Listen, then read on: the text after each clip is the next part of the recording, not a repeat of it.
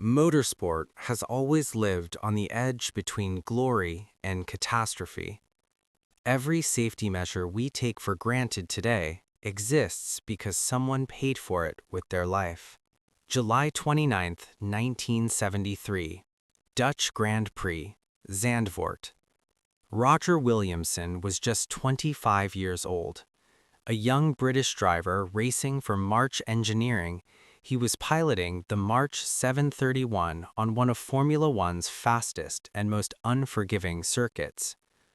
On lap 8, at nearly 140 miles per hour, Williamson lost control. Structural damage made the car impossible to steer. It slammed into the sand-filled barriers, rupturing the fuel tank. The car rebounded onto the track, overturned, and caught fire. Williamson survived the initial crash, but he was trapped. Fellow British driver David Pryce stopped his own race and ran back to help. Alone, he tried desperately to flip the burning car. Track marshals arrived, but without proper equipment or fireproof gear.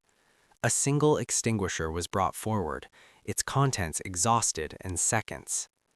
Other drivers cast at speed, mistaking Pryce for the injured driver. Minutes later, emergency vehicles finally reached the scene. By then, it was too late. Williamson's death shocked the sport. In response, Formula One introduced mobile rescue teams and mandatory fire-resistant racing suits, changes that would save countless lives. March 5, 1977, South African Grand Prix.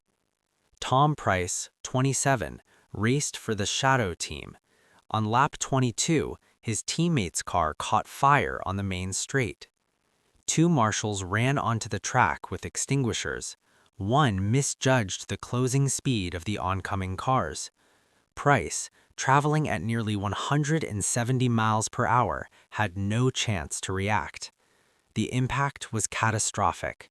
His car continued on before crashing into another competitor and the barrier. The race ended in stunned silence. Afterward, the FIA rewrote marshal safety procedures. No one could enter the track without authorization from race control. It was a rule written in blood. April 30, 1994, Imola, Italy.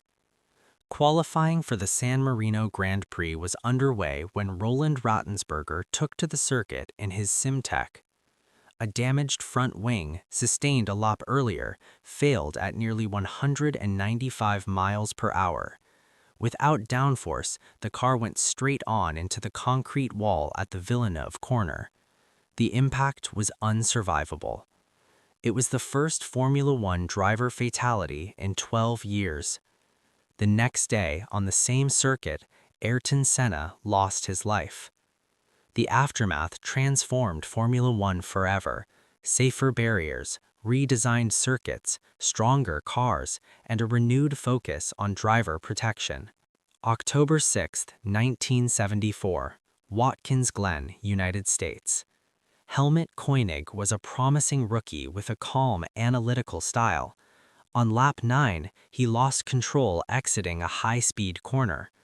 The track's outdated barrier design proved fatal. The race continued.